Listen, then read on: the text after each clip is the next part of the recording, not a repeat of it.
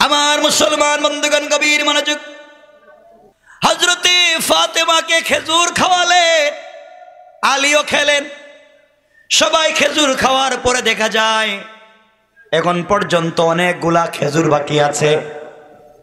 হযরতে আলী ফাতেমাকে বলছেন, ফাতেমা, ঘরের ভিতরে তো এখনো খেজুর বাকি আছে। জীবনে তুমি আমার কাছে কিছু চাইলা না, বিয়ের এতদিন হয়ে গেল, একটা জুতা চাইলা না, একটা কাপড় চাইলা না, জীবনে কোনোদিন কোনো চাহিদার কথা আমার কাছে পেশ করলা না। ফাতেমা, তোমার মন কি চায় আমার কাছে আজকে বলো। আমি স্ত্রী হিসেবে তোমাকে, আজ আমি স্বামী হিসেবে তোমার চাহিদা পূরণ করব। হযরতে ফাতেমা বললেন, স্বামী আমার, আপনার কাছে আমি কিছু চাইতে চাই না, জানি আমি চাইলে আপনি দিতে পারবেন না, আপনি গরিব, আপনাকে লজ্জা দিতে চাই না। আপনার কাছে যদি আমি জুতার কথা বলি, কাপড়ের কথা বলি, ভালো একটা খাবারের কথা বলি, আপনি এনে দিতে পারবেন না, আপনি গরিব। আমি সবর করেছি, আমি ধৈর্য ধারণ করেছি, কিয়ামতের দিনে তোমার হাত ধরে আমি জান্নাতে গেলে আল্লাহ আমাদেরকে খাওয়াবে। স্বামীরে, তোমাকে লজ্জিত করতে চাই না, কিছু চাইব না। এবার আলী ডাক দিয়া বললেন, ফাতেমা, বিয়ের পর থেকে আজ পর্যন্ত কিছু চাইলে না, আজ কিছু চাও, আমি চেষ্টা করব দেখি দিতে পারি কিনা। ফাতেমা বললেন, স্বামীরে, তোমার কাছে কাপড় চাই না, জুতা মোজা চাই না, গাড়ি বাড়ি চাই না। আমি ফাতেমা কয়েকদিন থেকে ক্ষুধার যন্ত্রণা ছিল, আবার আমি জ্বর, অসুস্থ, মুখটা তিতা হয়ে গেছে, কোনো জিনিস ভালো লাগে না, মনে হয় বাঁচবো না, আমি মরে যাব। আপনি স্বামী হিসাবে আজকে একটা জিনিস আমি চাইলাম, পারলে আমার জন্য বাজার থেকে একটা ডালিম অথবা ডালিম আনার, একটা ডালিম আপনি আমার জন্য বাজার থেকে কিনে আনবেন। আলী বললেন, ফাতেমা, বিয়ের এতদিন হয়েছে, আজকে 2 সন্তানের মা তুমি, এতদিন পরে আমার কাছে মাত্র একটা ডালিম চাইলা।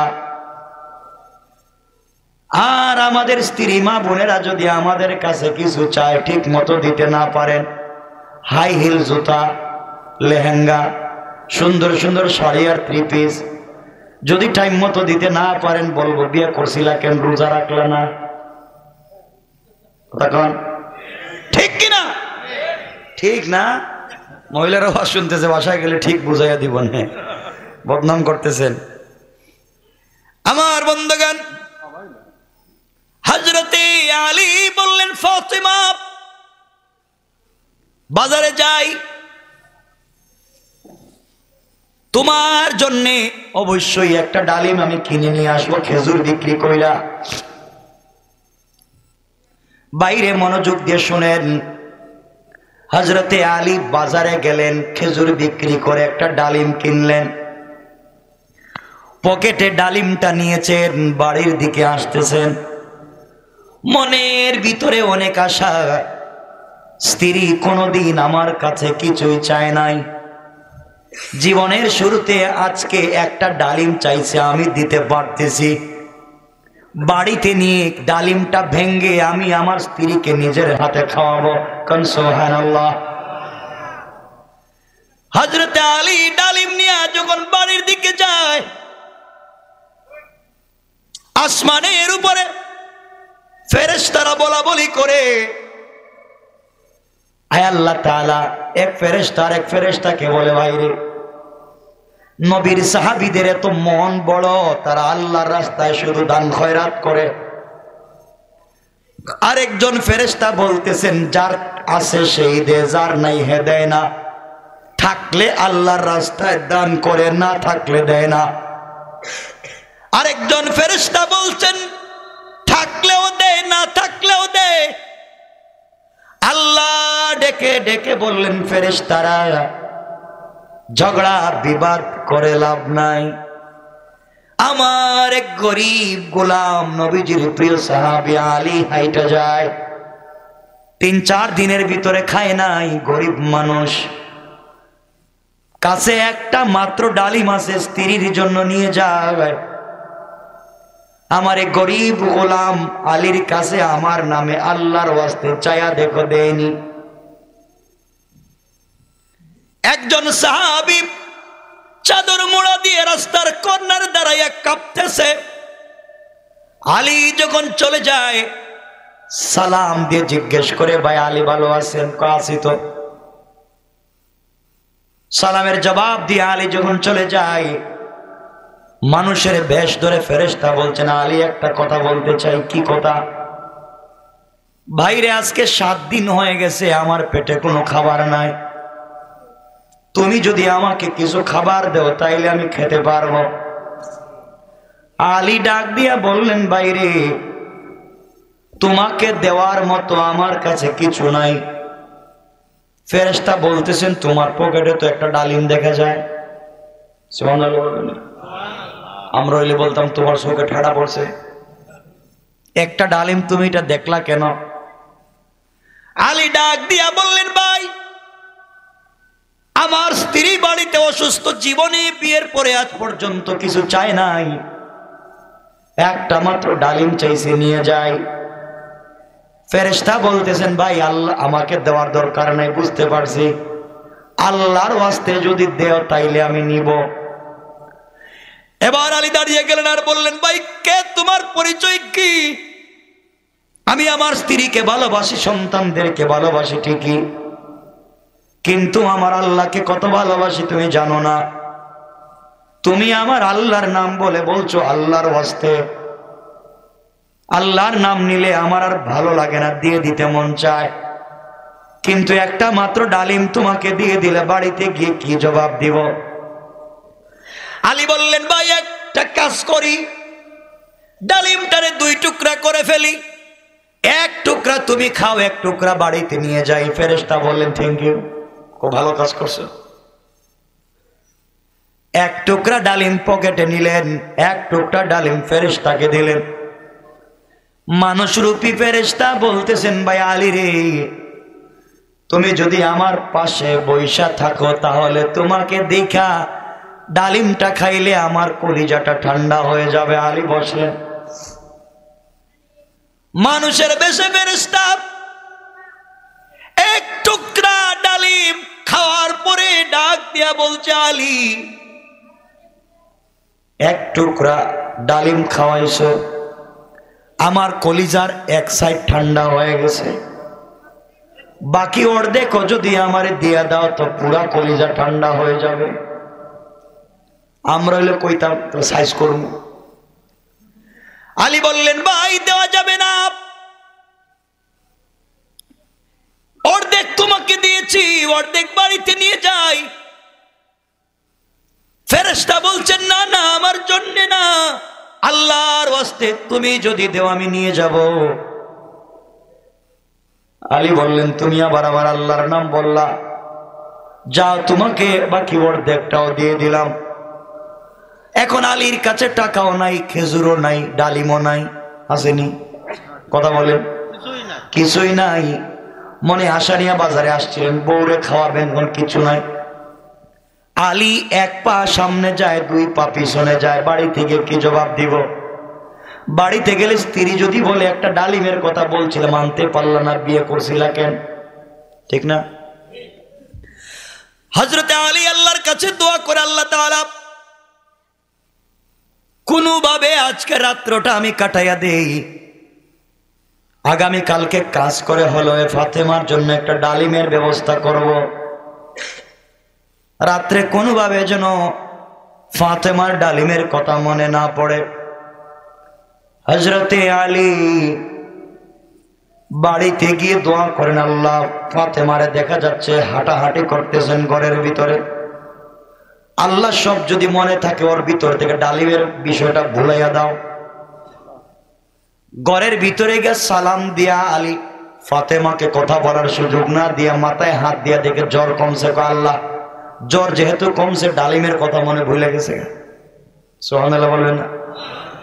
আলী ফাতেমার হাত ধরে বললেন, তোমার জ্বর, তুমি হাঁটাহাঁটি করো কেন, শুয়ে যাও। এই কথা বলে ফাতেমাকে শোয়াইয়া মাথার মধ্যে জলপট্টি দিয়ে বলতেছে, আল্লাহ ঘুমাইয়া যাক, কোনোভাবে ডালিমের কথা যেন মনে না পড়ে।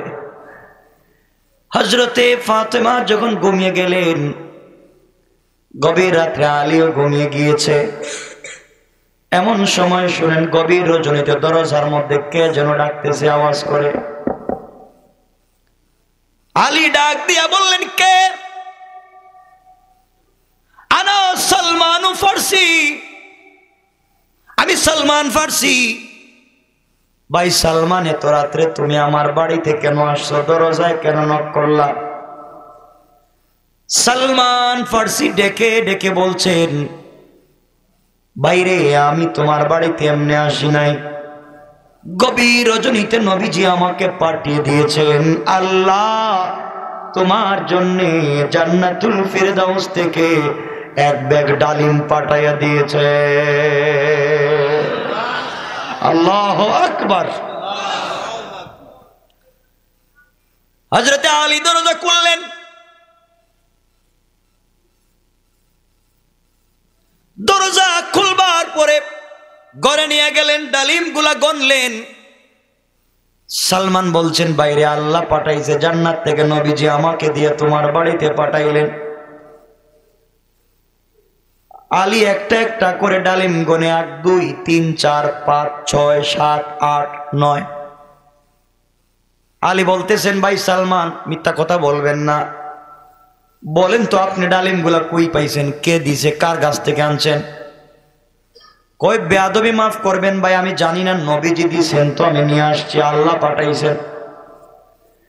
আলী বলছেন, না আমার আল্লাহ দিতে পারে না। কেন দিবে না? আলী বলছেন, আল্লাহ দিলে 9টা দিতে পারে না, আমার আল্লাহ যদি ডালিম দিতে হয় কম পক্ষে 10টা দেওয়া লাগবে। সুবহানাল্লাহ বলেন। সালমান বলছেন, কেমনে 10টা দিবে? আলী বললেন, ভাই সালমান, আজকে আমি আল্লাহর রাস্তায় একটা ডালিম দান করছি, আর আল্লাহ কোরআনে বলছেন, মান জাআ বিল হাসানাতি ফালাহু আশরু আমসালিহা। আল্লাহর রাস্তায় কেউ যদি 1 দান করে আল্লাহ কমপক্ষে 10 গুণ দেয়। আমি আজকে আল্লাহর রাস্তায় একটা ডালিম দিয়েছি, আমার আল্লাহ দিলে তো কমপক্ষে 10টা দিবে। সালমান বলছেন, একজন বলছিল 10টা দিছে, 9টা আমার কিছু করার নাই।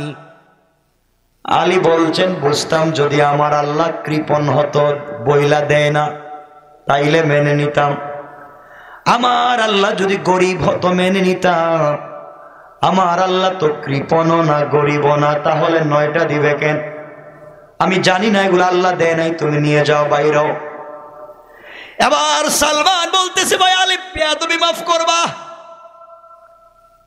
আল্লাহ সত্যি তোমাকে 10টা দিছিল, নবীজি আমাকে 10টা দিয়া পাঠাইছিল, তোমার ঈমান পরীক্ষা করবার জন্য একটা আমার পকেটে রেখে দিছি।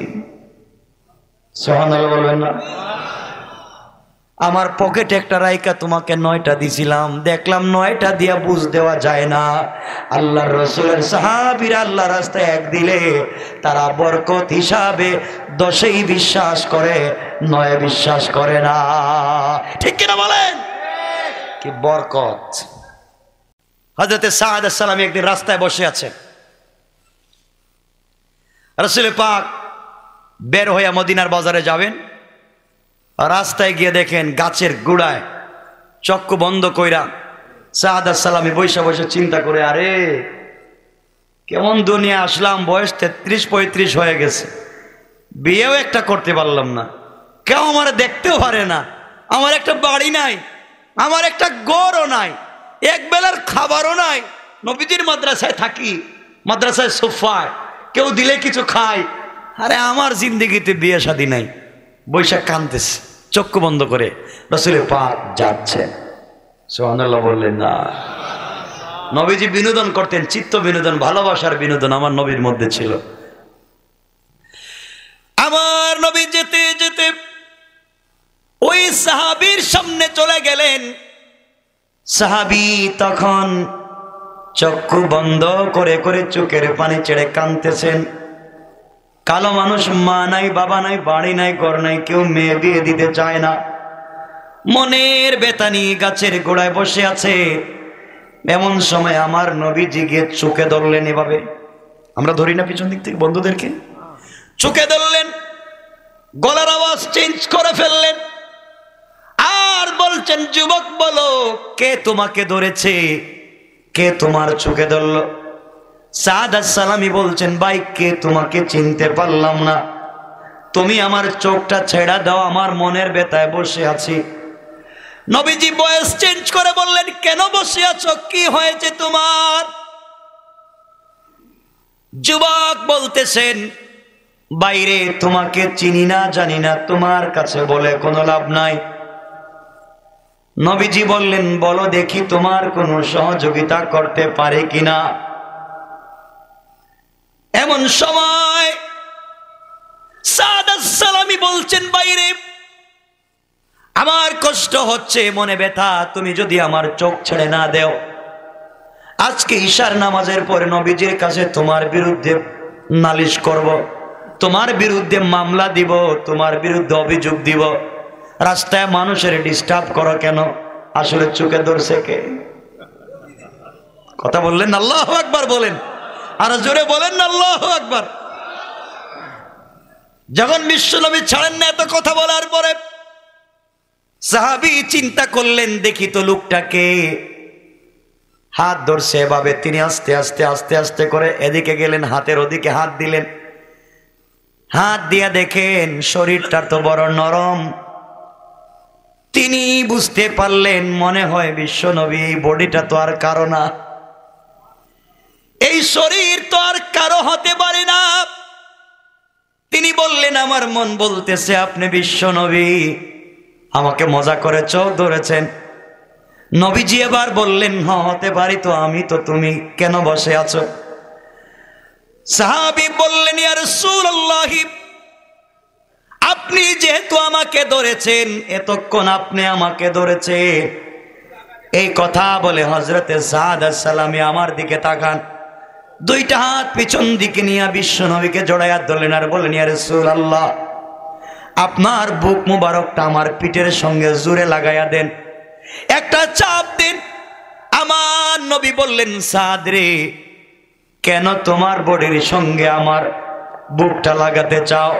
সাদ বললেন, ইয়া রাসূলুল্লাহ, আমি গরিব মানুষ, আমি তো জান্নাতে যাব কিনা জানি না, কিন্তু আপনার বুক মুবারক যদি আমার পিঠের সঙ্গে লেগে যায়, আমার বিশ্বাস ওই পিঠে আল্লাহ জাহান্নামের আগুন জ্বালাবে না।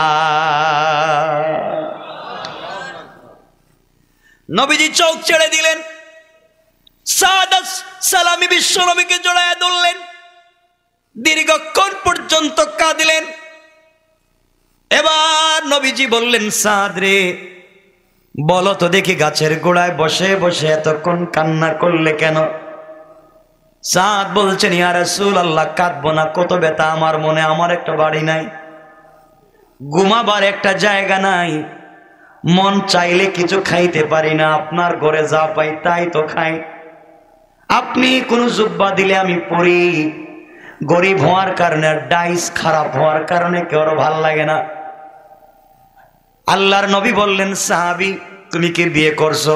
ইয়া রাসূলুল্লাহ, আপনি কেমনে বললেন? আমার চেহারার দিকে তাকাইলে কোনো মেয়ে আমার দিকে তাকাবে তো অল আউট করবে, আমার দিকে তাকাবে না।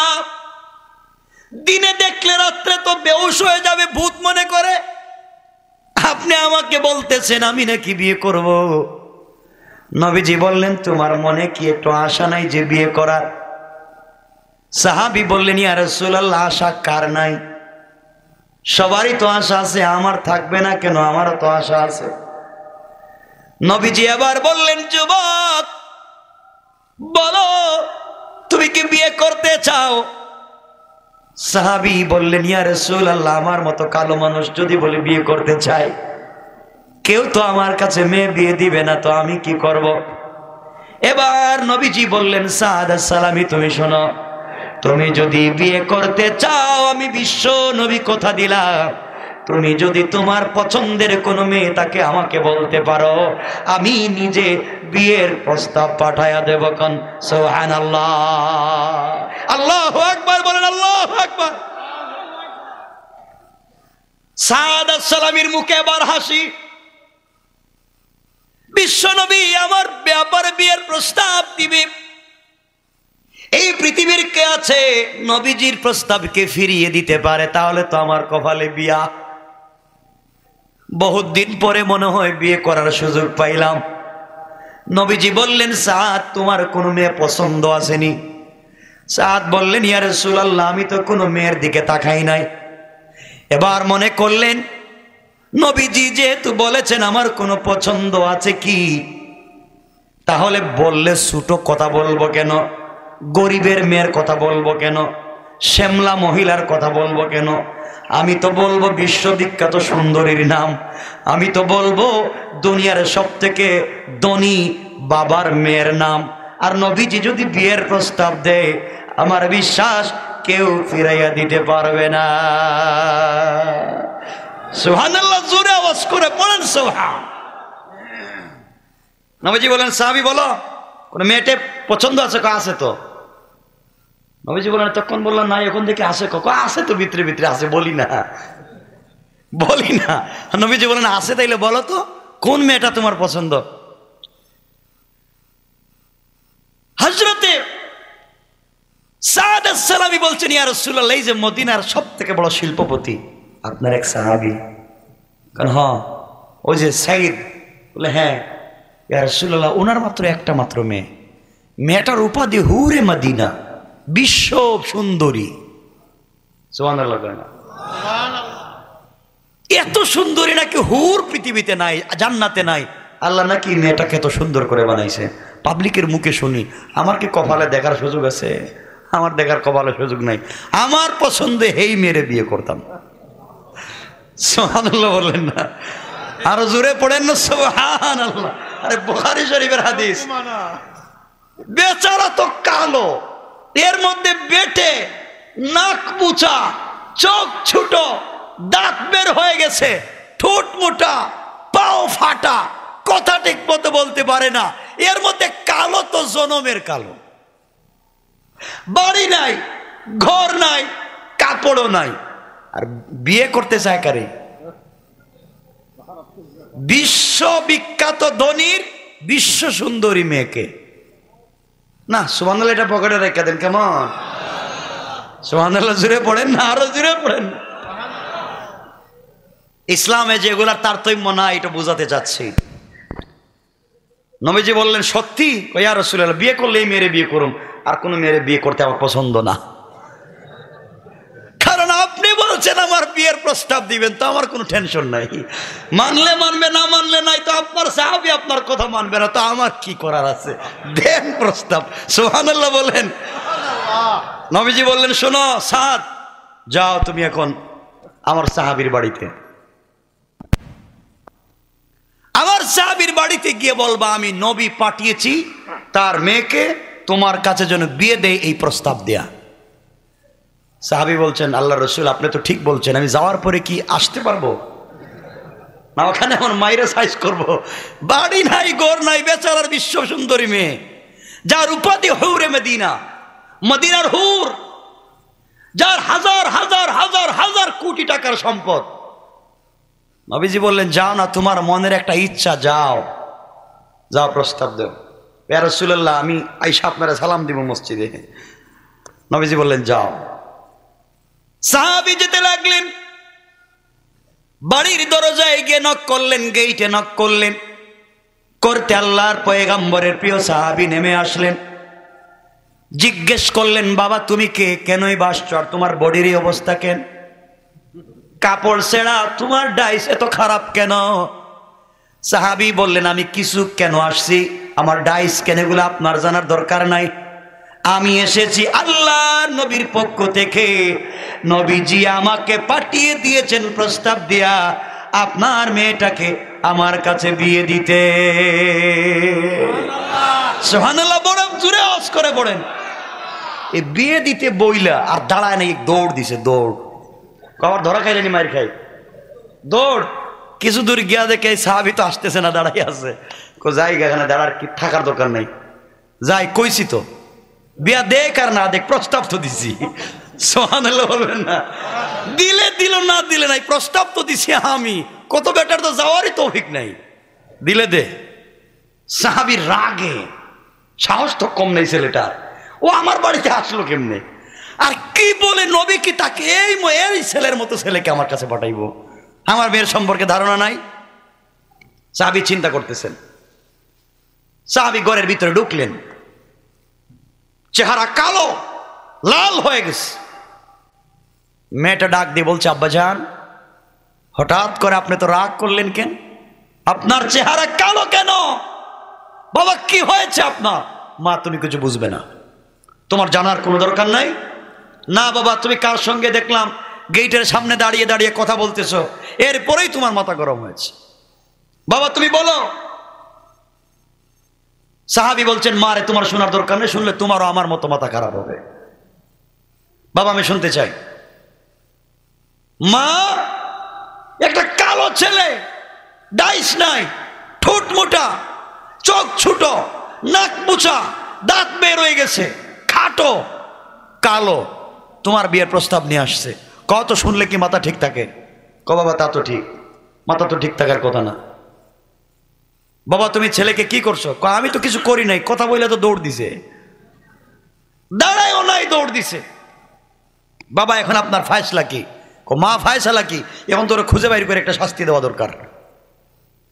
মেয়েটা বলছে, আব্বাজান আপনি যাই বলেন, আমি আমার কানে শুনলাম এই ছেলেটা এসে আপনাকে বলছে আল্লাহ রসুলের পক্ষ থেকে এসে নবীর পক্ষ থেকে বিয়ের প্রস্তাব দিয়েছে তার ব্যাপারে। বলেন এই কথা বলছে কিনা? মা বলছে তো, বলছে নবীজি নাকি তাকে পাঠিয়েছেন। মেয়ে ডাক দিয়া বলতেছে, আব্বাজান ছেলে কালো না ধলো আমি শুনতে চাই না, এই ছেলেটার টাকা আছে কি নাই আমি শুনতে চাই না। বাবা এই ছেলেটা সুন্দর না কালো আমার জানার দরকার নাই, বাড়ি ইথিওপিয়ায় নাকি নাইজেরিয়া আমি জানতে চাই না, নাকি আফ্রিকা কিছু জানতে চাই না। ছেলেটার বাড়ি আছে না গাড়ি আছে জানতে চাই না, ছেলের দুনিয়ায় সম্পদ আছে না নাই আমি জানতে চাই না। আগে বলো ছেলেটা আল্লাহ রসুলের সাহাবী কিনা? বাবা তুমি বলো এই যুবকটা বিশ্ব নবীর কাছে কোরআন শিখেছে কিনা, ঈমান এনেছে কিনা? বাবা বলছেন, মা অবশ্যই ছেলেটা ঈমানদার নবীজির সাহাবী।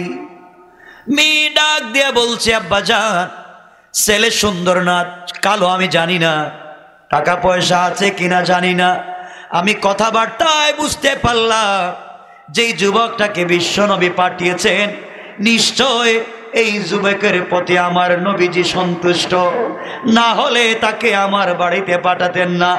যেই যুবকের প্রতি আল্লাহর পয়গম্বর সন্তুষ্ট, আমার দৃঢ় বিশ্বাস ওই যুবকের প্রতি আল্লাহ সন্তুষ্ট। আর যেই যুবকের প্রতি আল্লাহ তার রাসূল সন্তুষ্ট হয়ে যায় তার জন্যে আল্লাহ জান্নাত ওয়াজিব করে দেয়। বাবা দুনিয়ায় কয়েকদিনের আনন্দের জন্যে যুবক কি তার কি আছে আমি জানতে চাই না। নবীজি যেহেতু মনোনীত করেছেন আমি বিশ্ব সুন্দরী হতে পারি, আমি মদিনার সবথেকে বড় শিল্পপতি বাবার মেয়ে হতে পারি, কিন্তু বিশ্ব নবী মনোনীত করেছেন আমি ওই ছেলেকে বিয়ে করে তার হাত ধরে ধরে আল্লাহর তৈরি জান্নাতে যেতে চাই। আল্লাহু আকবার। বাবা বলছে, মা তুমিও রাজি? বাবা শোনো, শুধু রাজি না, তুমি যদি ছেলেকে না এনে প্রস্তাব ঠিক মতো ঠিক না করো, আমি নিজে নবীজির সামনে হাজির হয়ে যাব। আমি প্রাপ্তবয়স্ক মেয়ে, আমি নবীজিকে বলবো, ইয়া রাসূলুল্লাহ আপনি প্রস্তাব করেছেন, আমি রাজি। বাবা আমি কাউকে শুনতে চাই না, ছেলের ভিতরে আছে কোরআন, ও 30 পারা কোরআন আছে, এই বুকের সঙ্গে তো রসুলের বুকটা লেগেছে, এই হাত তো রসুল ধরেছেন, এই যুবক তো রসুলের প্রিয়। আমার বিশ্বাস কিয়ামতের দিন ও যখন রসুলের সামনে দাঁড়াবে তখন ওর হাতে ধরা থাকবো আমি নবীজির সামনে দাঁড়াতে পারবো। সুবহানাল্লাহ। দুনিয়া চাই না। চিন্তা করতেছেন কি সে কেমন ছিল রসুলের আদর্শ, সাহাবায়ে কেরাম কেমন ছিলেন? আমার বন্ধুগণ, এক পর্যায়ে সাহাবী আশ্চর্য হয়ে গেলেন, লজ্জিত হয়ে রাসূলের পাকের দরবারে গেলেন। নবীজির দরবারে চলে যাচ্ছেন ওই সাহাবী, গিয়ে নবীজির কাছে মেয়ের বিয়ের প্রস্তাবের ব্যাপারে কথা বলবে। ওই জায়গায় সাদ আস-সালামী নবীজির কাছে বসা, যখন দেখলেন বিশ্ববিখ্যাত ধনী সাহাবী আসতেছেন, সাদ আস-সালামী নবীজিকে বলছেন, ইয়া রাসূলুল্লাহ ইয়া হাবিবাল্লাহ, ওই যার মেয়ের বিয়ের প্রস্তাব দিয়েছিলাম ও আসতেছে, মনে হয় আমাকে মারবো, আমি গেলাম। সুবহানাল্লাহ বলেন না। ইয়া রাসূলুল্লাহ আমি গেলাম। নবীজি বলেন, বসো আমার সামনে, তোমার কেউ মারবে না, বসো। সাহাবী আত-তাহিয়াতুর সূরাতে বসে আছে নবীজির সামনে। ধনী সাহাবী গিয়া বললেন, ইয়া রাসূলুল্লাহ এই যুবকটাকে কি আপনি পাঠিয়েছেন আমার মেয়ের বিয়ের প্রস্তাব দিয়া? নবীজি বললেন, হ্যাঁ অবশ্যই আমি পাঠিয়েছি, কেন তোমার কি পছন্দ হয় নাই? নবীজি বলছেন, আল্লাহর পয়গম্বর আমার পছন্দ হলো কিনা জানি না, আমার মেয়েও রাজি, আমিও রাজি, আমার স্ত্রীও রাজি, আপনি বিয়ে পড়াইয়া দেন, আপনি অভিভাবক, আমার বিশ্বাস কিয়ামতের দিনেও আপনি আমার মেয়ের অভিভাবক। কোন সুবহানাল্লাহ। বিয়া এখন তো সাদ আস-সালামী মুসকে মুসকে হাসতেছে, কথা ঠিক আছে তো, তাহলে হয়েছে আজকে জায়গা মতো। নবীজিকে বলছে, ইয়া রাসূলুল্লাহ কি বলছে ও কেমনে তোমার আব্বা, ও কেন কথালে কি রাজি হয়ে গেছে? রাজি তো, কোথায় আমি রাজি, আপনি দেন না, কালিমা পড়াইয়া দেন। নবীজি বলে, তো সোজা না বিয়া করা, মোহর আসেনি, মোহর টাকা আসেনি, মোহর দেওয়া লাগবে। মোহর মানে কি? বিয়ে করতে টাকা লাগবে না?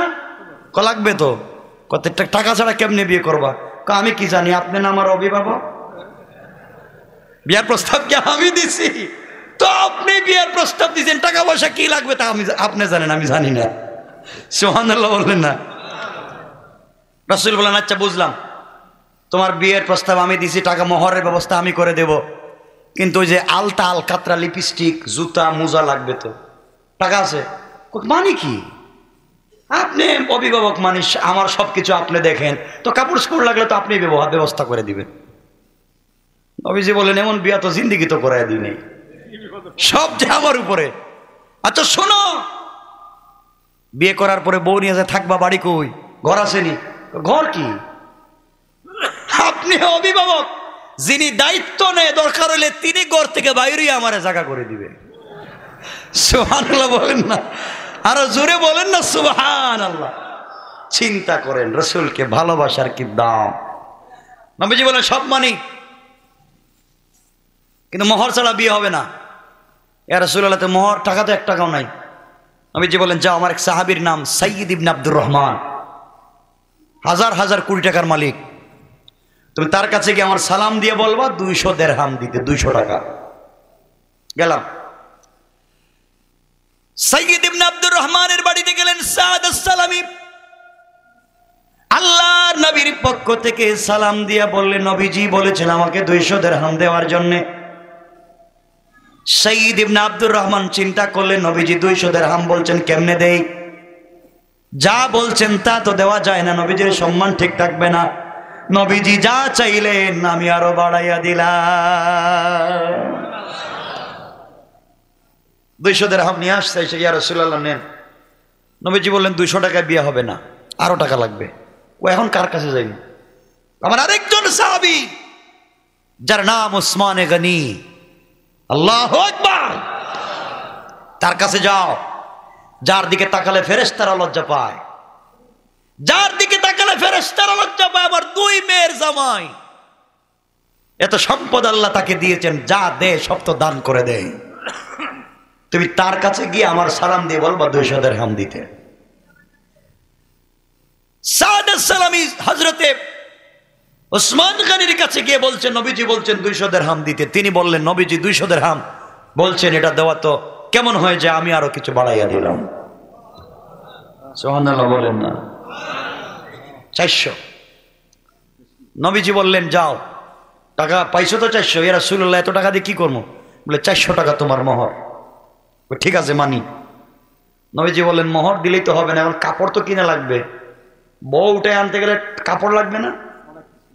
কথা কেন এরা মানে বিয়া মনে হইতেছে কেউ বিয়া করে না এখানে, সব কত কিছু লাগে না? নবীজি বলছেন আরো কত কিছু লাগবে। কত কিছু লাগবে, এখন কার কাছে পাঠাইবেন? খালি মানুষের কাছে কাছে যাইতেছি, যাইবে এরপরে তো বিয়ে করা লাগবে। সমস্যা নাই সাহাবী, তোমাকে এমন একজনের কাছে এখন পাঠাচ্ছি, এতক্ষণ তো ধনী মানুষের কাছে পাঠাইছি, ধনী মানুষের টাকা আনছো, আর এখন আনবা বরকতি টাকা, বরকতি। সুবহানাল্লাহ বলেন না। একবারে পুরা যে টাকাটা আনবা, এটা শুধু টাকা না, এটা জান্নাতের টুকরা। ইয়া রাসূলুল্লাহ কার কাছে পাঠাইতেছেন? বলে আমার আরেক মেয়ের জামাই, গরিব, তার নাম আলী। সুবহানাল্লাহ বলেন। যাও আলীর কাছে, আমার কথা গিয়ে বলবা 200 দিরহাম দিতে, তোমাকে দিবে। সুবহানাল্লাহ কোন? আলী ধনী না গরিব? কথা বলেন না। খালি গরিব, একেবারে গরিব। কিন্তু গরিব হলে কি হবে? আল্লাহর রাসূলের নাম শুনলে, আল্লাহর নাম শুনলে সব দিয়া দেয়। সুবহানাল্লাহ কোন? কথায় তো কথা চলে আসলো, তাহলে বলে দিই এখানে ছোট্ট একটা ঘটনা। কষ্ট হবে? কষ্ট হচ্ছে? একটু হাত ওঠান দেখি, কার কার কষ্ট হচ্ছে? এতক্ষণ ওয়াজ করলাম, এত ওয়াজ করার পরে কষ্ট হয়? ও তো 12:30 হয়ে গেছে। না 12:30 হয়ে গেছে, অনেক লম্বা হবে, আর লম্বা করা যাবে না।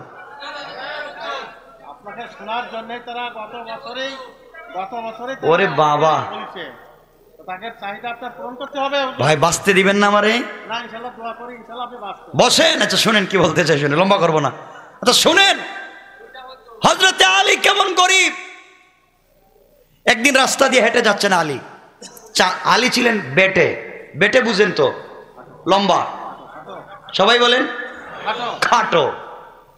জ্ঞানী ছিলেন, জ্ঞানী, বহুত বড় জ্ঞানী, কিন্তু খাটো মানুষ। ওমর আর আবু বকর ছিলেন লম্বা। তো ওমর আর আবু বকর হযরতে আলীকে নিয়ে দুষ্টামি করতেন, মজা করতেন। বলতেন, আলী তুমি তো বাইকটা। লানা আরবিতে লিখতে লানা, লাম নুন আলিফ, লানা হয়। তো লামও লম্বা, আলিফও লম্বা, আর নুন ছোট না। তারা বলতেন, এই তুই তো নুন, আমরা লম্বা লম্বা, তুই আমাদের সাথে থাকলে দেখাই যায় না। আলী তো জ্ঞানী, তিনি বলতেন, লাউ কানা নুন, যদি আমি নুন তোমাদের মধ্যে ওখানে না থাকতাম, লাকানা লা, তোমরা হয়ে যাইতাম না। আল্লাহু আকবার বলেন না। লানার মধ্যখানে আমি নুন না থাকলে তোমাদের অস্তিত্ব নাই, আমি আসি বিদায় তোমরা আসো। সুবহানাল্লাহ কন্যা, সুবহানাল্লাহ। কি বিনোদন ছিল তাদের মধ্যে। বিনোদনে তো বিনোদন মনে পড়ে, বলবো? খালি বলেন, তাবারও তো আজকে ঠান্ডা হয়ে যাইব। শুনেন শুনেন, বিনোদন কার নাম? নবীজি। কথায় কথা আলীর কথা আসছে বিদায় বলতেছি। নবীজি একদিন সাহাবায়ে কেরাম এখানে বসাইছেন, আলী এখানে, ওমর, আবু বকর, উসমান, তলহা, জুবায়ের, সবাই নিয়ে বসছেন মসজিদ নববীতে। নবীজির কাছে আলী। কি হবে? একসাথে খাওয়া হবে। একসাথে কথা বলতেছি শুধু বিনোদনের জন্য, শুধু মনে করাই দিচ্ছে। একসাথে খাওয়া হবে, সবাই খাইতেছে খেজুর। কি খাচ্ছে? খেজুর খান না আপনারা? একটা খেজুরের নাম বলে আজওয়া। আজওয়া খেজুর খাবেন প্রত্যেক দিন সকালে 7টা, রাতে 7টা। পুরা বলবো না, এর সাথে যদি মধু দেন, কালো জিরার তেল দেন, আপনার যদি ক্যান্সার হয়, বিষ যদি 1 বোতল পান করেন, বিষ পান করার পরে 7টা আজওয়া খেজুর খাবেন, আল্লাহ বিষকে পানি করে দিবেন, পানি। অনেক দাম আজওয়া খেজুরের, ইজ্জত। আল্লাহর রাসূল বলেছেন, আল্লাহ রাসূল বলেছেন ক্যান্সার রোগীও যদি আজওয়া খায় তার ক্যান্সার দূর হয়ে যাবে। সুবহানাল্লাহ বলেন। তো খাওয়ার তো প্রক্রিয়া আছে, খালি খাইলে হবে না। আমার বন্ধুগণ আলীকে নিয়ে খাইতে বসছেন খেজুর, হঠাৎ নবীজি বলছেন, সাহাবী খাওয়া থামাও। আবু বকর চিন্তা করলে, নবী যদি জিন্দেগিতে এমন কাজ করেন নাই, খাইতেছে খাইতেছে হঠাৎ থামাবো কেন? থামাও। ওরে বাবা আর গরম হয়ে কয় থামাও, খাবার বন্ধ। রাসূল দাঁড়ালেন, শোনো আজকে বলছি, তোমাদের কাছে তো লজ্জা শরম নাই। আরে বাবা আরো গরম দেখে যায়, নবীজি তেমন ভাবে কথা বলেন না। আমি বিশ্ব নবী তোমাদের কাছে বসা, একসাথে বসে সবাই খেজুর খাচ্ছি, কিন্তু এত বড় বড় পেটুক আর খাদক এখানে বসলো কেমনে? খালি খায়। সাহাবা কেরাম তো লজ্জিত, আল্লাহ আজকে কার বিপদ ঘটছে রে, খেয়ে তো বেশি খাইলো, রসুল গরম হয়ে গেছে। ওমর বলছেন, ইয়া রাসূলুল্লাহ কি হয়েছে? যার সামনে যত বেশি খেজুরের বিচি আর দানা দেখবা, এ সব থেকে বড় পেটুক, সব থেকে বড় পেটুক, তো বেশি খায় কেমনে? নবীজি তো বললেন এই কথা, সাহাবা একরাম তো আশ্চর্য, এটা খাইলো কে রে? আর সবার ইজ্জত মারতেছে। সাহাবা একরাম খুঁজতেছেন, খুঁজতে খুঁজতে আলীর সামনে দেখেন এতটুকুন বিচি সামনে। ওমর কইতেছে, বাচ্চা লোকটা তো খায়, এগুলা খাইলো কেমনে? আর সবার ইজ্জত মারছে। খাইছে তো খাইছে, রসুলের সামনে সবার ইজ্জত, পকেটে নিয়ে বাড়িতে গিয়ে খাইলে তো পারতো। কিছু লোক দেখবেন বন্ধু বান্ধব বিয়েতে গেলে এমন খাওয়া শুরু করে, কয় খালি আইনা দো, আইনা দিতে যা দেরি, ও যে বেচারা আইনা দে, আইনা দিয়ে দেখে ভাত আনলে তরকারি নাই, তরকারি আনলে ভাত নাই। ঠিক কিনা বলেন? এটা কয় কি রে আলী, তুই করলে কি? আলী তো লজ্জিত, হায় হায় এই কাজটা কে করলো? আমি তুই একটা খাইও না, এমনি লজ্জা রসুলের কাছে বসছি, লজ্জা পাচ্ছি খাইতে, আর সব বদনাম আমার উপরে। তিনি খুঁজলেন এই কাজ কে করলো। এবার নবীজি বসছেন, আলী বলেন, আমি কি কিছু বলতে পারি? ওমর বলছে, আর বইলে লাভ কি, খাইয়া তো কাম বাড়াইছ। সুবহানাল্লাহ বলবেন না? আবু বকর বলছেন, আচ্ছা বলো, দাঁড়াও, কি বলতে চাও বলো। আলী বলেন, শোনো ভাই, আমি আজকে সব থেকে বড় পেটুক, আমার সবাই লজ্জা দিচ্ছ, আমি বেশি খাইছি, কিন্তু আমি তো পেটুক হইলে আমি তো খাইয়া বিচিটা রাখছি, দানাটা রাখছি সামনে, কিন্তু তোমাদের সামনে এত বড় পেটুকও আছে, ও আমার চাইতে বড় পেটুক, যার সামনে বিচি নাই, আর খেজুর খাইছে, বিচিও খাইছে। সাহাবা কেরাম বলেন, এটা তো আরো বড় পেটুক, ঠিকই তো, খুঁজো দেখো কে কে কাজটা করছে। সাহাবা কেরাম খুঁজতে খুঁজতে দেখেন নবীজির সামনে একটাও বিচি নাই। সুবহানাল্লাহ বলেন না? আওয়াজ করে বলেন আল্লাহু আকবার, আল্লাহু আকবার। এর অর্থ হলো নবীজি খেজুর খাইয়া সবগুলো বিচি আলীর সামনে রাখছেন, অথচ মেয়ের জামাই। কি দুষ্টামি, কি ভালোবাসা! সুবহানাল্লাহ বলেন। কি মজা করতেন এই আলী। ঘর থেকে বের হয়ে চাদর মোড়া দিয়া রাস্তা দিয়ে হাঁটতেছে একা একা, একা একা সকালবেলা। নবীজি মসজিদে, আমি হাসান হুসাইনের বাপ, আমি আখেরি জামানার পয়গম্বর বিশ্ব নবীর মেয়ের জামাই, নবীকে আমি চিনি না। সুবহানাল্লাহ বলবেন না? কালি চাদর খুলো, হাঁটো কেন কও। ইয়া রাসূলুল্লাহ, যাচ্ছে কি জানেন, 3-4 দিন থেকে ফাতেমার জ্বর, জ্বর কমেই না। এর মধ্যে আজকে 4 দিন ধরে ঘরে খাবার নাই। রাস্তায় বের হয়েছি, দেখি কোনো কাজ কাম পাইনি। কাজ যদি পাই, কাজ করে কিছু পাইলে নিয়ে ঘরে নিয়ে খাওয়াবো। নবীজি কষ্ট পাইলেন ফাতেমার ঘরের এই কথা শুনে, যার ঘরে কোনো খাবার নাই। আমার নবী ডেকে বললেন, আলী, এই যে সামনে একটা খেজুর গাছ দেখা যায়, পাতাও নাই, ডালও নাই, খেজুরও নাই, মরা গাছ দেখা যায়। ওই গাছের নিচে দাঁড়ায়া তুমি বলবা, ও খেজুর গাছ, আল্লাহর হুকুমে নবীজি আদেশ করেছেন আমাকে কিছু খেজুর দিতে। আমার বিশ্বাস আমার নাম শুনবার পরে আর আল্লাহর হুকুম শুনবার পরে খেজুর গাছ থেকে তোমাকে কিছু খেজুর দিবে। কান সুবহানাল্লাহ।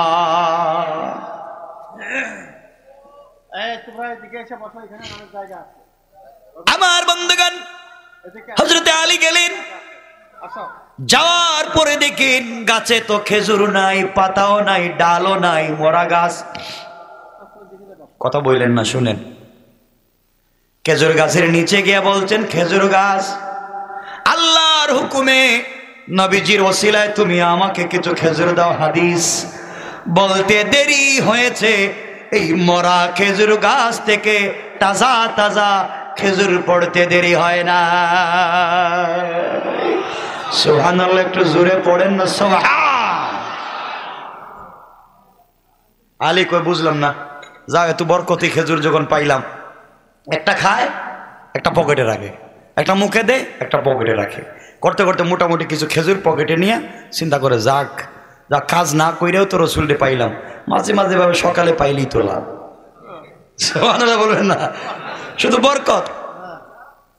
বরকতের কথা বললে তো কত হাজার বরকতের কথা বলতে পারবো। বরকত এখানে থাকুক, যাই সামনের দিকে শুনেন। বরকত হযরত আলী পাইলেন, এমন বরকত তো আবু হুরায়রা পেয়েছিলেন। আবু হুরায়রা ঘরে খাবার নাই। আবু হুরায়রা কি ঘর ছিল? কথা কয় না। আর নবীজির মসজিদে নববীতে পড়ে থাকতেন, মানুষ মিকি বেমার মনে করে জুতা দিয়ে মারতো, পা দিয়ে পাড়াইতো, কিন্তু আবু হুরায়রা যায় না। আবু হুরায়রা বলে, যত মারো আর পিটাও রে, আমার পেটের ক্ষুধা, আমার মৃগি বেমার নাই, পেটের খিদায় আমি খাপতেছি, আমি পড়ে থাকি, রসুল কি বলেন আমি তা শুনতে চাই, শুনতে চাই। সুবহানাল্লাহ।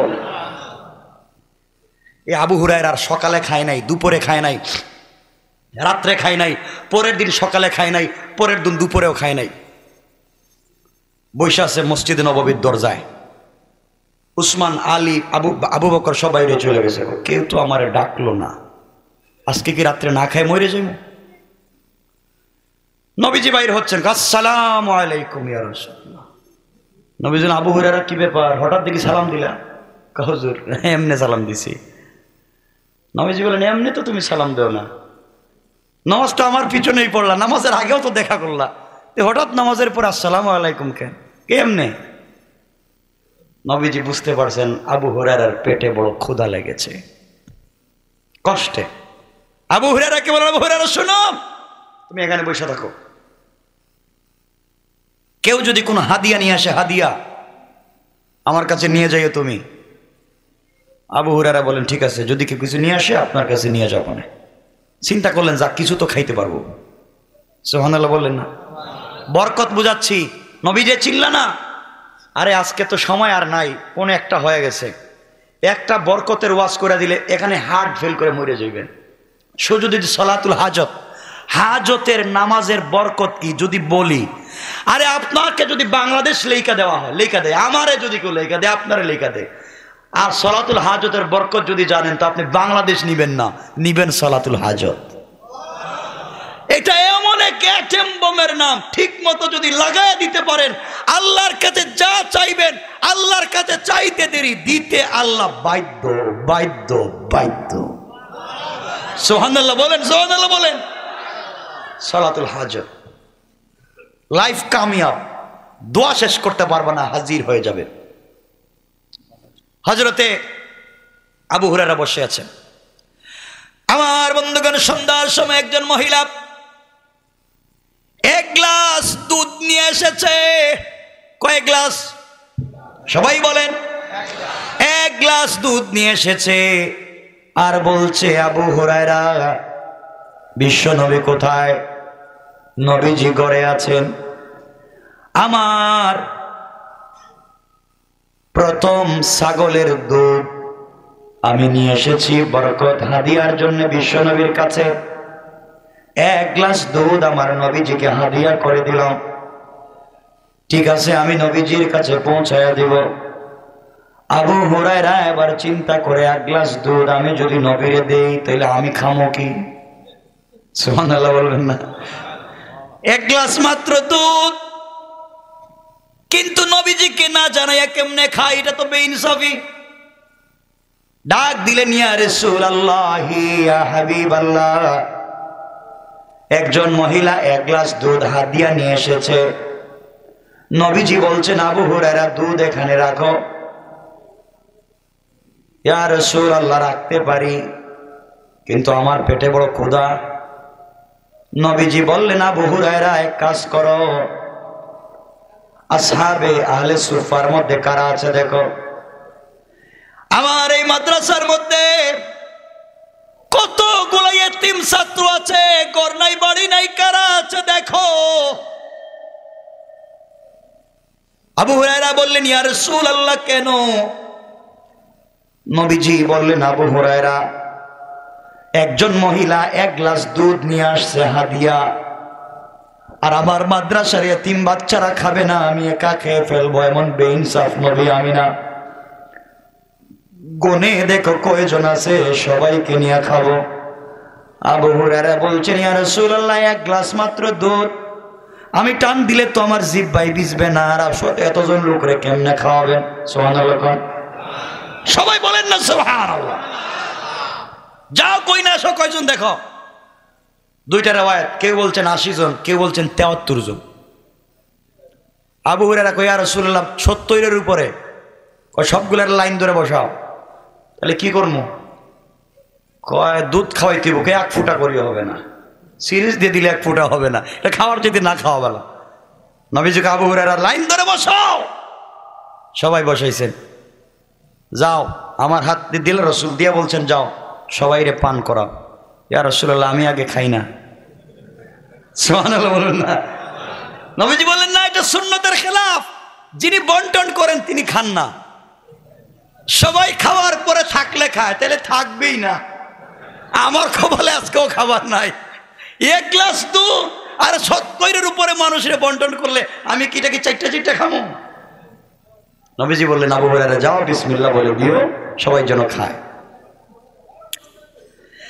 ভাই কথা বললেন না, জায়গা হচ্ছে না, আমি বুঝতেছি। আমার ভাইদেরকে গতবার বলছিলাম জায়গা বড় করার জন্য, কিন্তু জায়গা নাই। এদিকে আসেন, দিকে সামনে আসেন ভাই, দাঁড়ায় না কেউ, আসো সামনের দিকে, দেখো জায়গা করে না, এদিকে বসে যাও, আসো।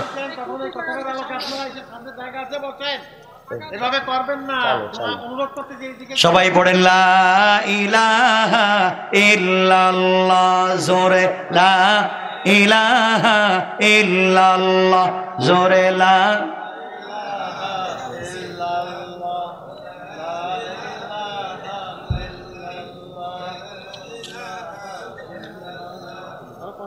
আমার বন্ধুগণ শুনেন, আবু হুরায়রাকে রাসূল বললেন, যাও বন্টন করো। আবু হুরায়রা গ্লাসে দেখতেছে কতটুকুন আছে দুধ, দেখা প্রথম সাহাবীর কাছে কে বলছে, ভাই নবীজি বলছেন বিসমিল্লাহ বলে দুধ পান করতে, কিন্তু সাবধান, 70-এর উপরে লোক, বুঝে শুনে খেয়েও।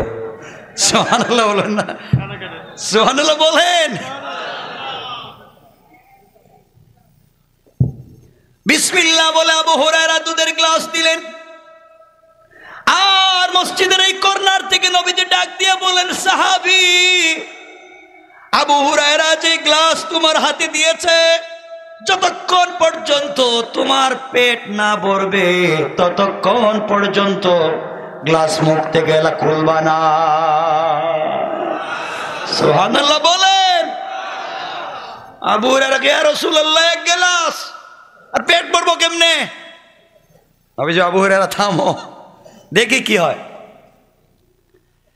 ওই সাহাবী পান করলেন, নবীজি আবার বললেন পান করো, আবার পান করলেন, নবীজি আবার বললেন পান করো, পান করলেন। ওই সাহাবী বলছেন, ইয়া রাসূলুল্লাহ, আর পারি না, গলা পর্যন্ত দুধ চলে এসেছে, আর পান করা যাবে না।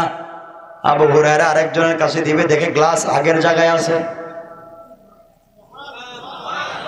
একজন পান করলো, গ্লাস আগের জায়গায়। ওই সাহাবীরা কানে কানে কই, কি রে তুই মনে খাস নাই? খাইছি তো রে। তাহলে কমলো না দেখি? আমি জানি না, পেট তো ভরছে ঠিকই, কমে না কেন জানি না। তাহলে দেখি ওরে খাওয়াই কি হয়।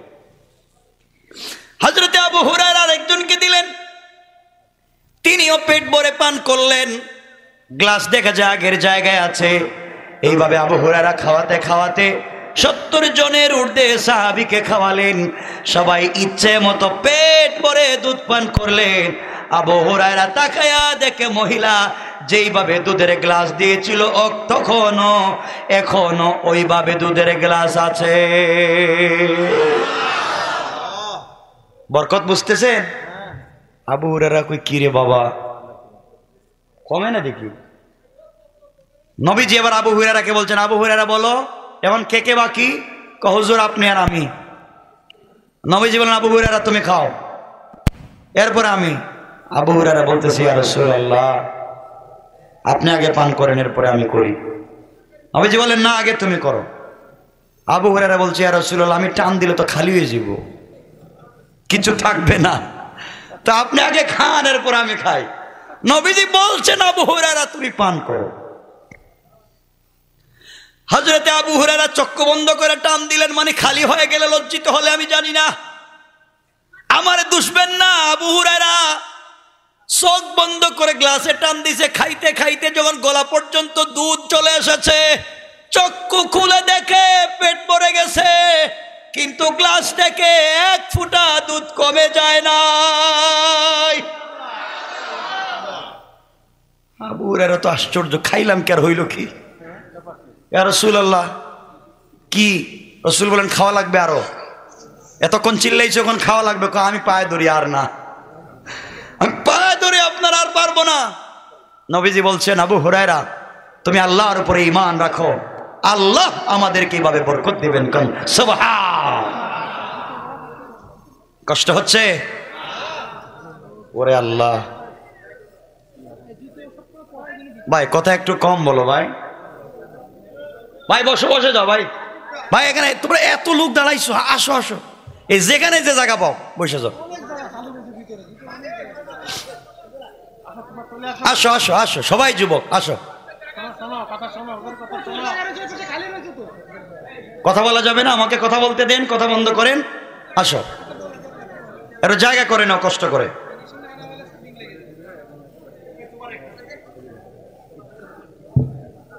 ভাই কথা বলা যাবে না, কথা বন্ধ করেন, বসেন। আমার মুসলমান বন্ধুগণ গভীর মনোযোগ, এটা হচ্ছে বিশ্ব নবীর বরকত। হযরতে আলী বলেন, নবীজিকে যদি এভাবে সকালে প্রতিদিন পাই তাহলে বরকতের অভাব নাই। খেজুর নিজে খাইলেন, পকেটে নিলেন, বাড়িতে গেলেন। কথা বন্ধ করেন। বাড়িতে যাওয়ার পরে হাসান হুসাইনকে খেজুর খাওয়ালেন, হযরতে ফাতেমাকে খেজুর খাওয়ালেন, আলীও খেলেন। সবাই খেজুর খাওয়ার পরে দেখা যায় এখন পর্যন্ত অনেকগুলা খেজুর বাকি আছে। হযরতে আলী ফাতেমাকে বলছেন, ফাতেমা ঘরের ভিতরে তো এখনো খেজুর বাকি আছে, জীবনে তুমি আমার কাছে কিছু চাইলা না, বিয়ের এতদিন হয়ে গেল একটা জুতা চাইলা না, একটা কাপড় চাইলা না, জীবনে কোনোদিন কোনো চাহিদার কথা আমার কাছে পেশ করলা না। ফাতেমা তোমার মন কি চায় আমার কাছে আজকে বলো, আমি স্ত্রী হিসেবে তোমাকে, আজ আমি স্বামী হিসেবে তোমার চাহিদা পূরণ করব। হযরতে ফাতেমা বললেন, স্বামী আমার, আপনার কাছে আমি কিছু চাইতে চাই না, জানি আমি চাইলে আপনি দিতে পারবেন না, আপনি গরিব, আপনাকে লজ্জা দিতে চাই না। আপনার কাছে যদি আমি জুতার কথা বলি, কাপড়ের কথা বলি, ভালো একটা খাবারের কথা বলি, আপনি এনে দিতে পারবেন না, আপনি গরিব। আমি সবর করেছি, আমি ধৈর্য ধারণ করেছি, কিয়ামতের দিনে তোমার হাত ধরে আমি জান্নাতে গেলে আল্লাহ আমাদেরকে খাওয়াবে। স্বামীরে তোমাকে লজ্জিত করতে চাই না, কিছু চাইব না। এবার আলী ডাক দিয়া বললেন, ফাতেমা বিয়ের পর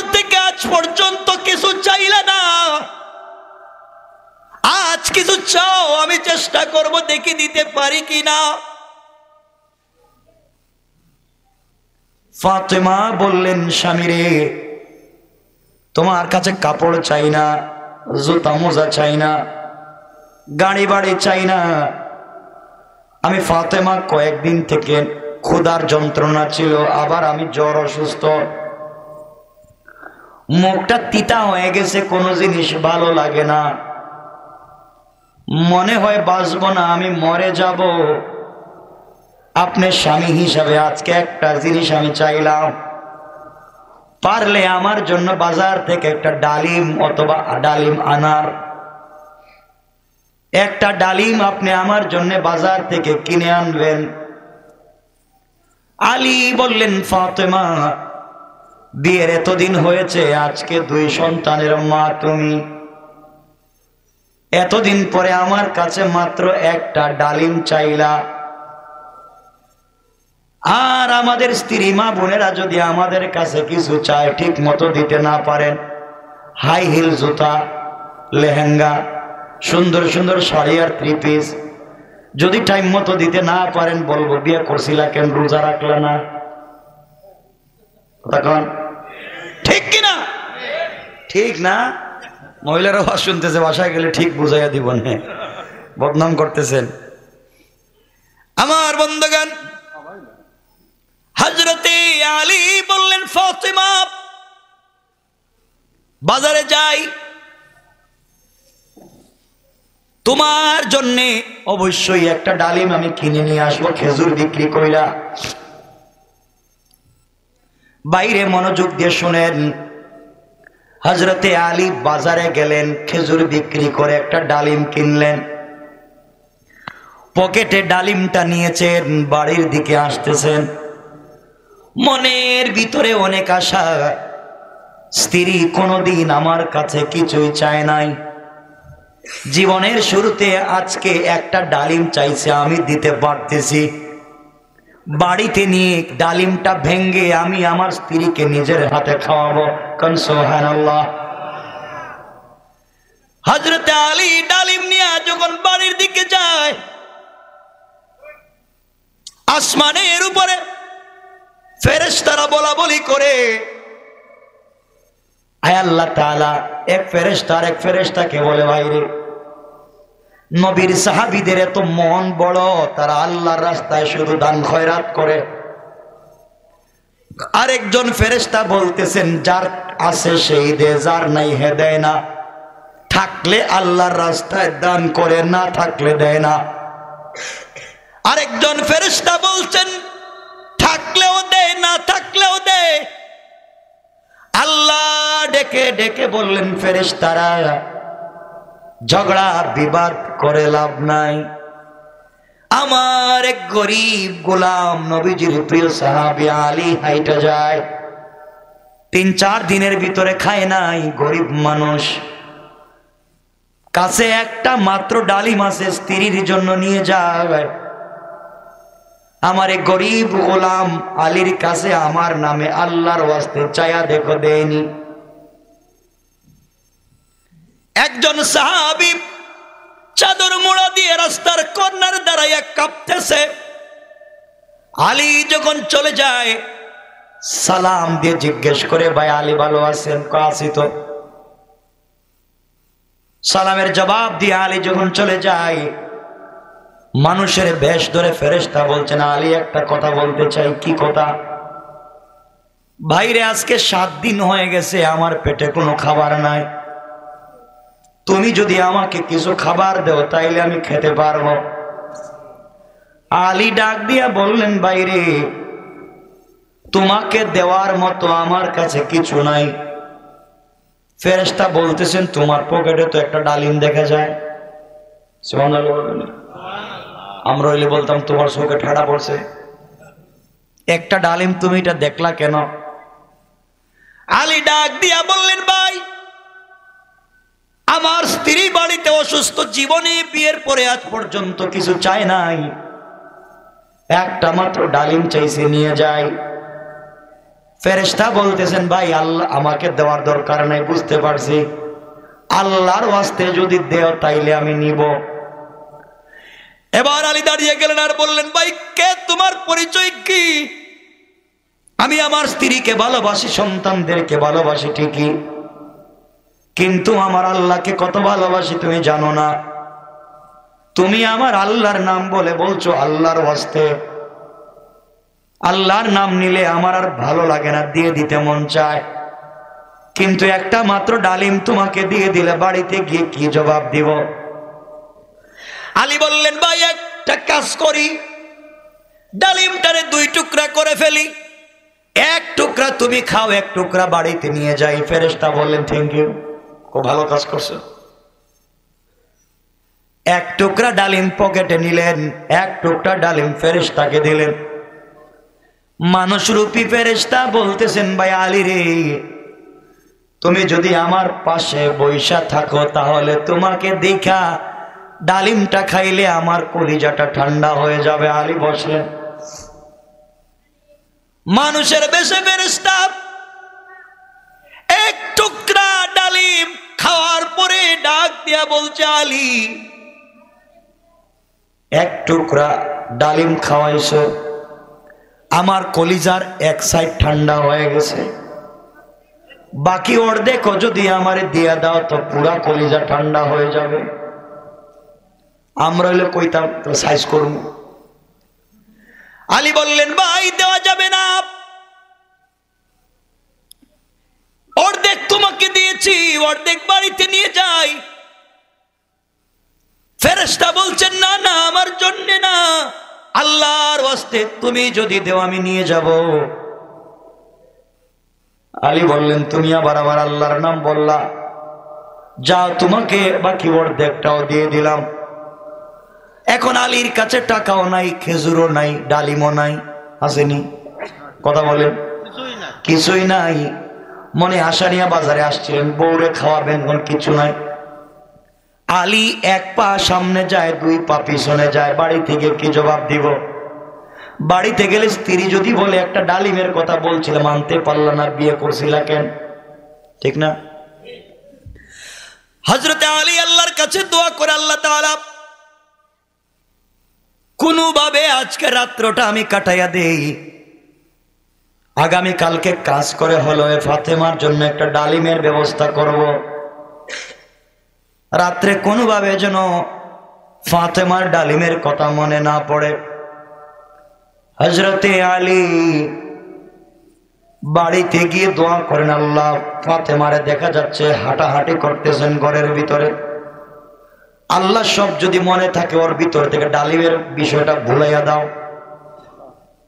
ঘরের ভিতরে গিয়ে সালাম দিয়া আলী ফাতেমাকে কথা বলার সুযোগ না দিয়া মাথায় হাত দিয়া দেখে জ্বর কমছে। আল্লাহ জ্বর যেহেতু কমছে, ডালিমের কথা মনে ভুলে গেছে।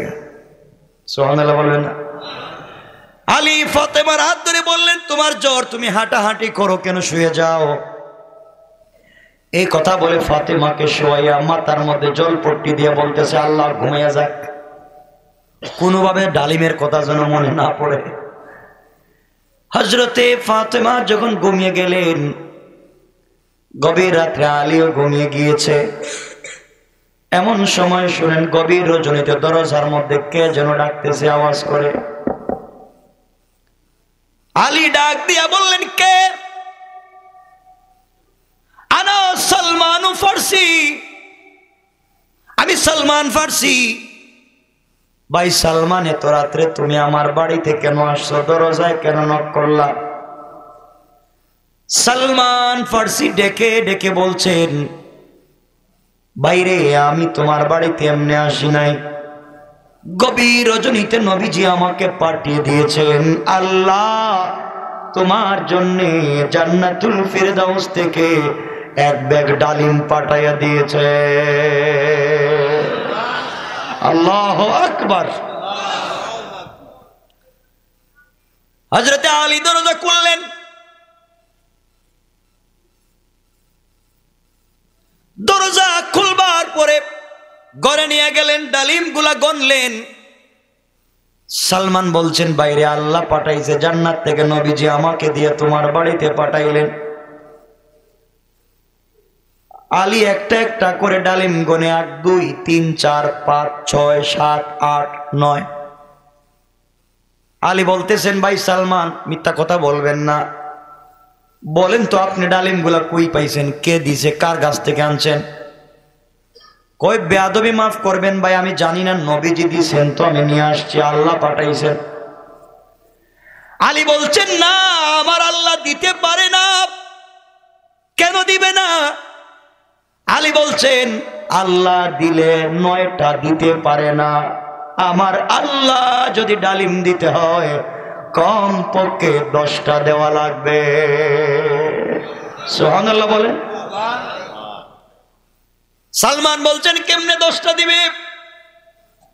আলী বললেন, ভাই সালমান, আজকে আমি আল্লাহর রাস্তায় একটা ডালিম দান করছি, আর আল্লাহ কোরআনে বলছেন, মান জাআ বিল হাসানাতি ফালাহু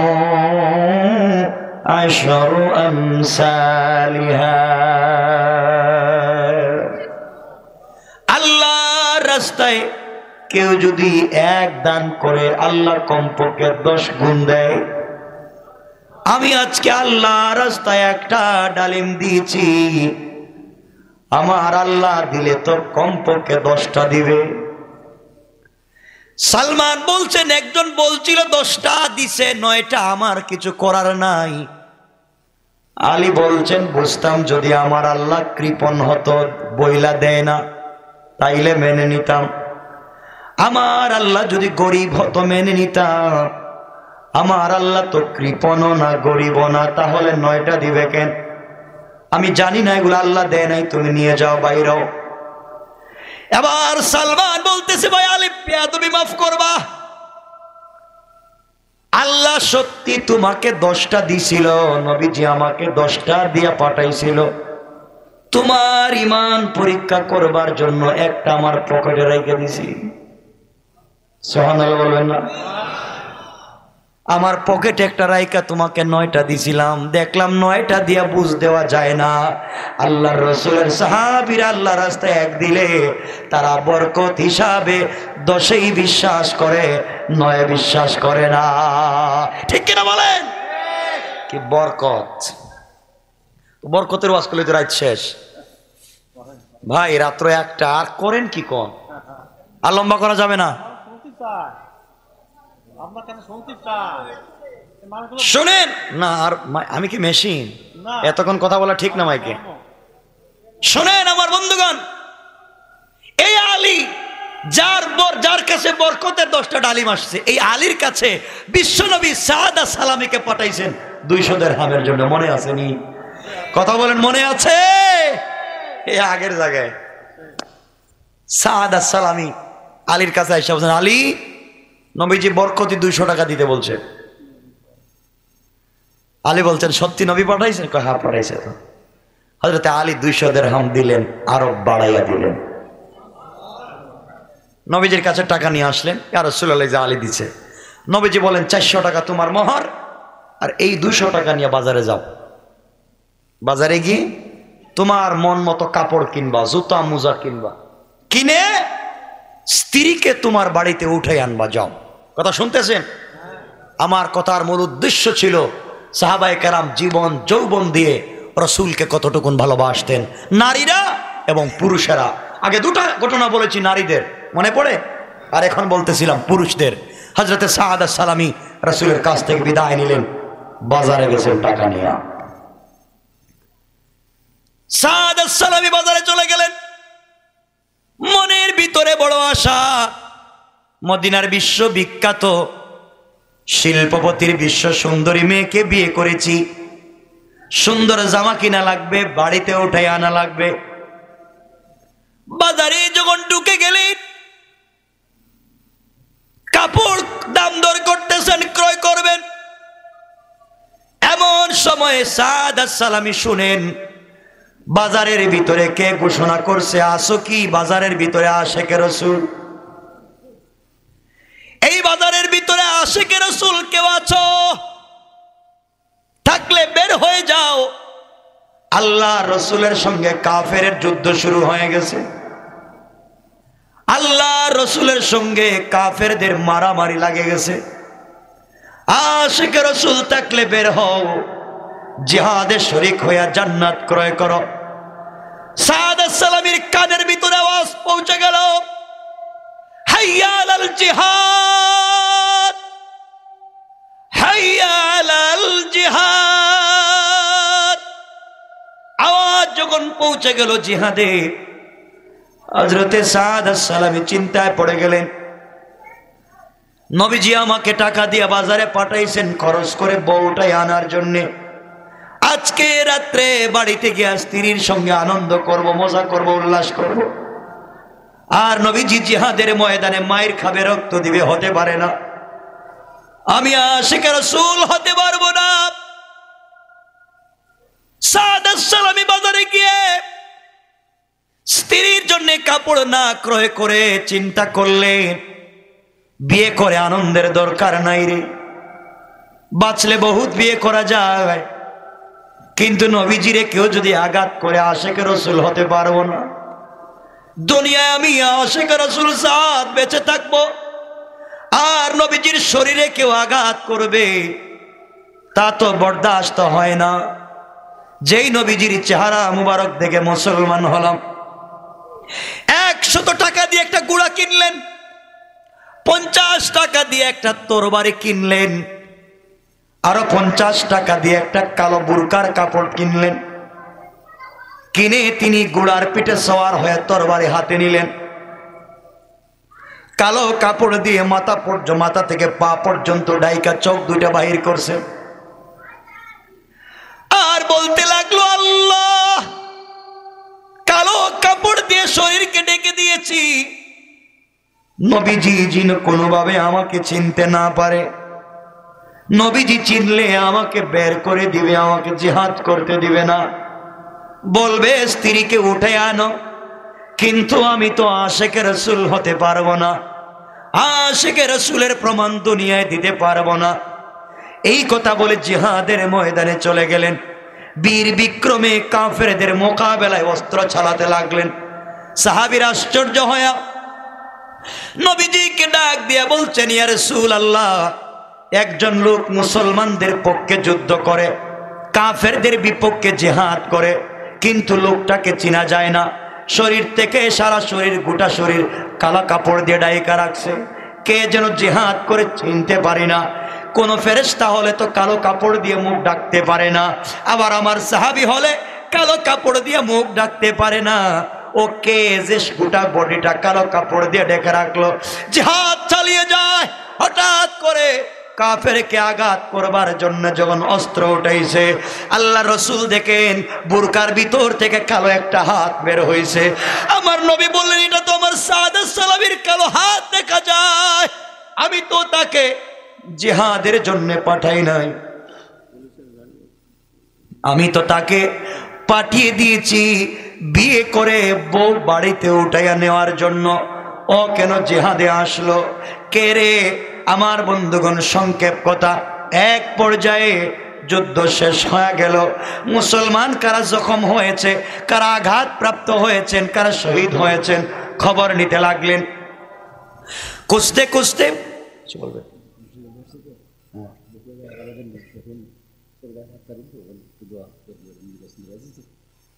বুঝি না কি বলছেন। سبحان ربك رب العزة عما يصفون وسلام على المرسلين والحمد لله رب العالمين. السلام عليكم ورحمة الله.